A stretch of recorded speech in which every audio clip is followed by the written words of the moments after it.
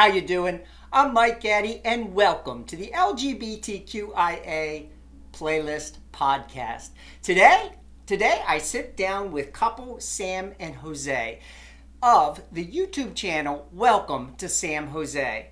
Sam met Jose and fireworks burst. He knew right away that Jose was the one for him. He also knew that in order to get Jose, he had to do something epic. An epic marriage proposal, one that took 2 years in the making. He went around to all these different venues with Jose on dates and secretly recorded those marriage proposals right into the camera, sometimes while Jose was sitting next to him and he had no idea what was going on. Their story of being a cute gay couple traveling around Orlando and around the world sets the backdrop for what it is like to be in Orlando as a gay couple and what it's like to live out loud in that community. What Orlando is like to travel to as a gay travel destination and the surrounding Central Florida area. So please join me as I talk to this couple about their life and their adventures and about living in gay Orlando. Take a listen. So you guys are really well known for two big things. One is living out loud in Orlando, which I love the concept. In fact, it's kind of something that you put into words, something that I have been thinking about for a long time. So living out loud in Orlando is one thing. And to kind of prove that point, tell me a little bit about how it is you guys came to meet. And the one thing, there's two things that I find absolutely fascinating because I don't know anyone else who has done it. But just talk about those first couple of years and what transpired. So we actually met. We both worked at Universal Studios at the time. Strangely, and that's not strange. It's just what happened, I guess. But I was a manager, and I over character meet and greets at the Universal Studios Florida side because they have two theme parks right now. And he was a ride lead at one of the attractions, and I had to go. There was a meet and greet at the exit of that attraction, so I had to go and actually pull up video footage from the ride from that location to actually write up one of my team members. So he was the lead on duty. So I touched base with him. His ride broke down right as I got there. So he's like, you're going to have to wait. And then he walks away. Then the ride supervisor came and he was able to help me out with the video footage that I needed. And then we connected after that on social media. I wasn't like, you have to wait. Like I was a little bit nicer than No, it was more like another priority came up, but we eventually chatted a little bit and decided I asked him out. So we had a date set, and the day of I texted him and I was like, hey, we still on for later today? And he replied back, actually, I've started seeing someone else, so I'm going to pursue that. I'm sorry, but yeah, I'm going to have to cancel. And I was like, fair enough. At least he was honest and candid. I appreciate that. And sorry, Sam. Yeah. A year later, we both then had about a year-long relationship with other people, and about a year later, we were both. It was during a hurricane. Yeah. So during a hurricane, we started chatting again, and This was 2016, right? 2016. Yeah. Hurricane Matthew. Yeah. You remember it well. Thank you, Matthew. Yeah. Thank you. So you found yourself together or getting together right after the hurricane. Yeah. So we decided, hey, we've both just been through a lot. You want to get together and swap horror stories, war stories of these just horrible relationships we had. And it wasn't supposed to be a date. Like we even said that, like no date, no intentions, nothing, like, let's just get together and chat. And so curfew was lifted after the hurricane, and we decided to meet up in Winter Garden. There's a whole cluster of restaurants and shops and everything. And we got there, and he pulls up in his Mustang in the Target parking lot, rolls down his window, and he's like, hey. And I was like, oh, I'm in trouble. I mean, I wasn't trying to make an impression. It wasn't a date. No, it wasn't. It wasn't. So of course I play it cool because I'm like, this isn't a date, and I'm like, hey, where you want to go? And so after trying one place and the door was locked. Oh yeah. I was trying to be a gentleman too. I was trying to open the door, and it was just like, gunk, gunk. I'm like, oh, that's awkward. And I'm like, so we're not going here. So we ended up in an Uno's Pizzeria of all places, because it was one of the few places that was open. And we sat at the bar and we ordered our beers and we just started chatting. Yeah. And 4 hours later, we became inseparable. Yep. It was really quick. Once we finally connected, it was really fast. Yeah, the connection was fast. Yeah. And you told me part of the reason why you think that connection was so fast was because of timing. Yeah, I think that we were both in a much better place as far as what we expected from relationships, what we were looking for, and what we wouldn't put up with, or what we knew we didn't want from those relationships. And as our conversation that night kind of progressed, we just connected on a lot of different things, and unintentionally, because we didn't have any, like, it wasn't a date. Right. No. It wasn't supposed to be a date. There were no expectations for it. So we didn't, yeah, it just worked. But yeah, ever since we've been inseparable. We've been married for just under a year now. We got married in January. I met Matthew. I was standing outside the Air and Space Museum and my cell phone rang and I thought, oh shit, everything's going to change.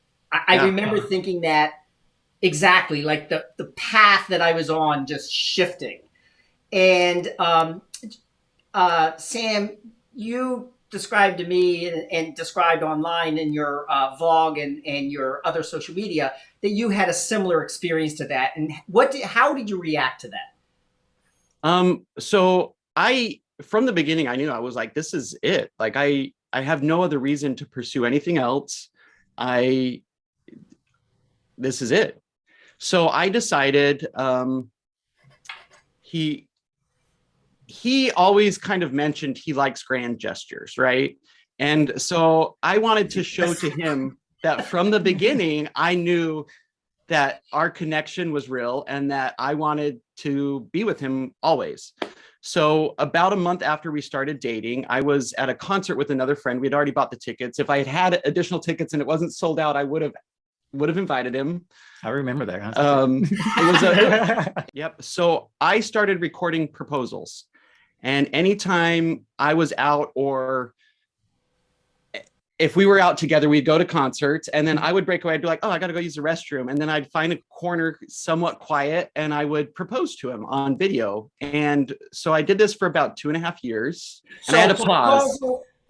Sorry to interrupt. Proposal after proposal after proposal after proposal you did for 2.5 years. Yes. And I made sure I did it at these kind of events that we would go to. So there was no way to fake it, right? There was no way to say, hey, I filmed them all in 2 weeks type of thing, because we were actually at these places. Right. Yeah.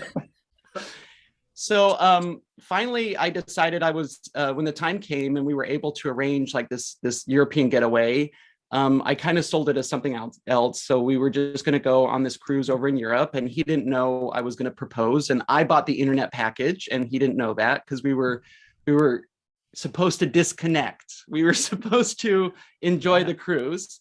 And so as I uploaded the video to our YouTube channel, and our Welcome to San Jose channel that we have on YouTube is actually came out of a reason for me to be able to justify filming in random places. So that's one of the origin stories of our YouTube channel, was I needed to be able to have a camera wherever we were and him not think anything of it. And so that you could do this compilation proposal, this grand gesture. So your YouTube channel really, it could be argued, grew out of the grand gesture.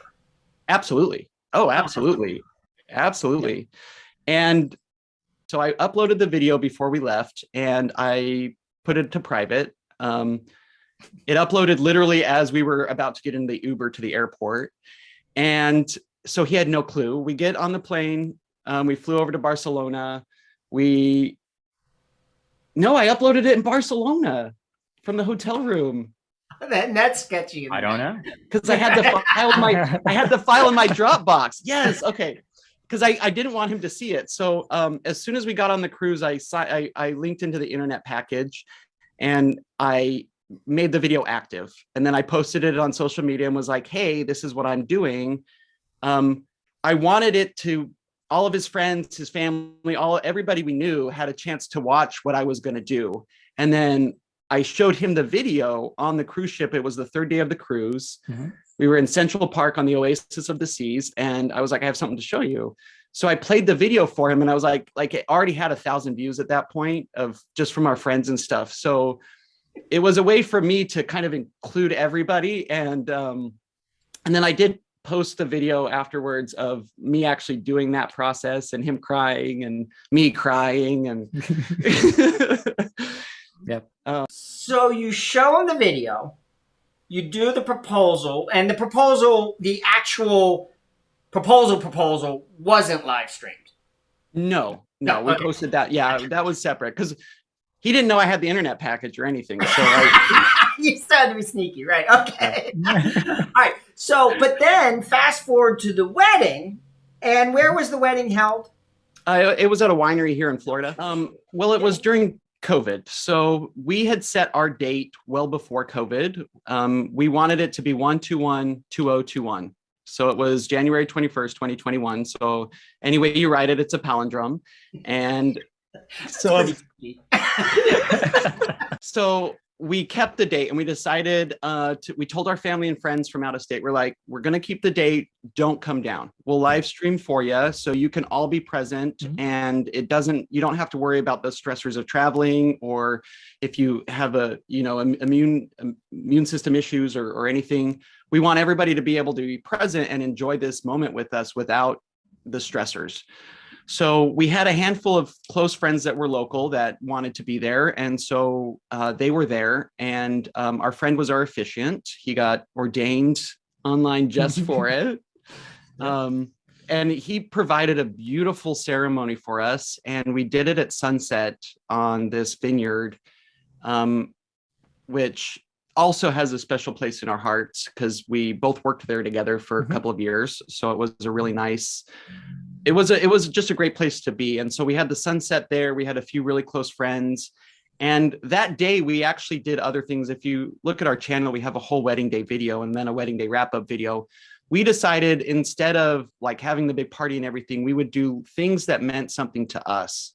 So we love science. We love the Orlando Science Center. There was a Pompeii exhibit there. We had been to Pompeii on our cruise. So we went to the Science Center and then we went to a brewery that we really love that's local that we go to often, Crooked Can, which is in Winter Garden, Florida. And so then we had lunch there and at Plant Street Market with a beer, and then we went to the winery and we met up with a few more friends and we told the local friends, like, here's our itinerary for the day. If you want to meet up for any portion of it, you're welcome to. And then after the wedding, we went to Uno's and we had dinner at the very place where we met. So and then we even got a picture at the bar where we sat for our first date. So it was a lot of people love the big celebration of weddings. And one day we may throw a party, who knows? But looking back on it, and we've been to a handful of weddings since then, it was the perfect day for us. Right. And so your whole concept behind your channel, or at least your initial concept behind your channel, was to show people life as a happy, cute, gay couple. Yes. Yeah. So how did that have to evolve given the realities of COVID that hit right as you were starting this project together? Sure. It transitioned into an LGBTQIA kind of travel channel because, like you said, the original concept was we wanted to be able to normalize the happily gay married couple out in the world. Because as you said, we haven't been able to get married for very long.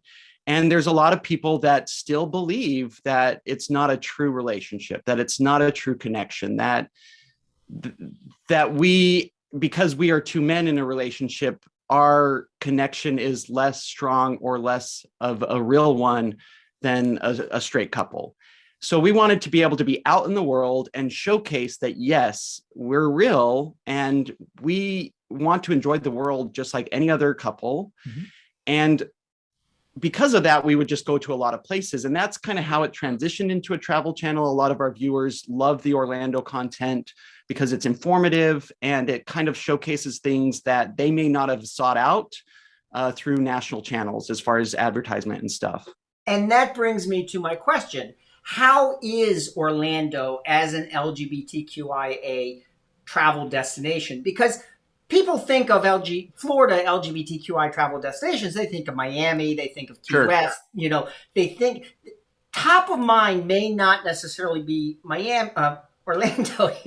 See, Orlando, You're with right. the exception Yeah. perhaps of Disney days. So beyond putting Disney days, gay days aside for just a second, how is the community? How is the city as a world-class gay travel destination? For us, it's amazing.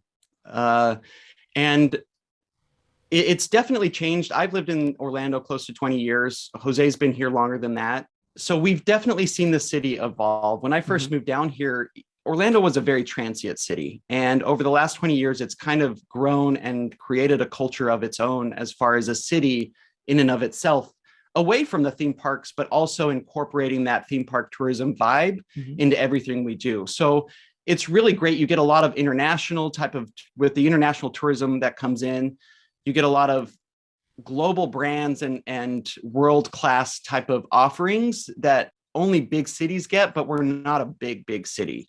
So Right. that has brought in kind of a culture that a big city may develop over time, but Orlando was able to develop it very quickly.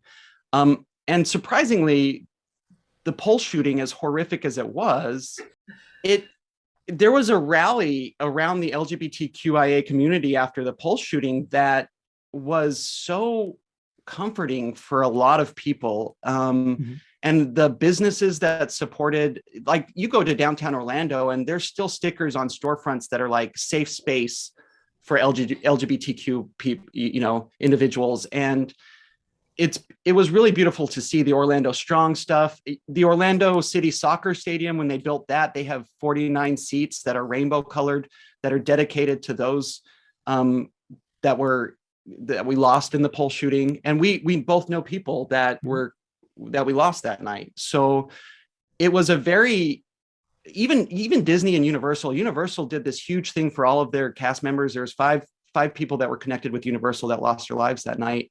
And they did a beautiful tribute on their Music Plaza stage in the middle of the park after park hours. And they even have a window on their Hollywood Boulevard dedicated to those team members that were lost. And so you saw this culture come in that was built on top of this additional international world-class city culture. And downtown Orlando has definitely evolved, and there's a vibrant, growing, just great LGBTQIA community. We went to Come Out with Pride event, which was the first weekend in October, which is a huge event. And it's what was it, close to 20 years they've been doing it now? It's grown. So there's a huge lake in the middle of downtown. It's a sinkhole, so of course there's a lake in it. And Lake Eola. They do a lot of festivals, they close roads, and we went to the Come Out with Pride event, and it was just so amazing to see how many people in the area support it. And the parade goes on for like hours, and all these businesses with these booths that have their take on creating safe environments. And of course, you also have a lot of conservatives that understand that whether or not they agree with it, they still have to create that environment, or else they will lose a lot of business. So you have a lot of these conservative businesses as well that have become supportive because the community demands it. And there's a lot of great offerings. You've got the center, the LGBTQIA Center, which is a nonprofit that really helps support the local gay community. And there's the Zebra Coalition, which helps youth who are kicked out of their homes because of coming out. So they provide housing and additional assistance for those individuals. So you've just got this growing community. And Orlando never really had like a centralized gay street or neighborhood like some of these big cities have developed.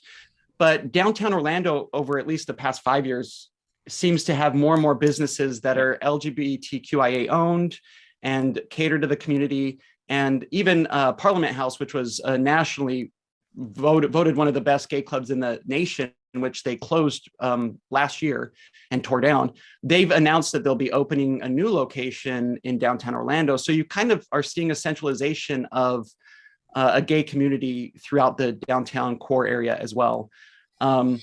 So it's a great place to be right now because it's growing and there is so much support, and we can go out and enjoy events or concerts or go to the theme parks and feel like we belong. And it's really a beautiful place to be. So when you get out of the Orlando bubble, into real other Florida, real scary Florida, into other parts of Florida. Now, I used to live in Tampa, and so I'm fairly familiar with that. And so my question to you guys is,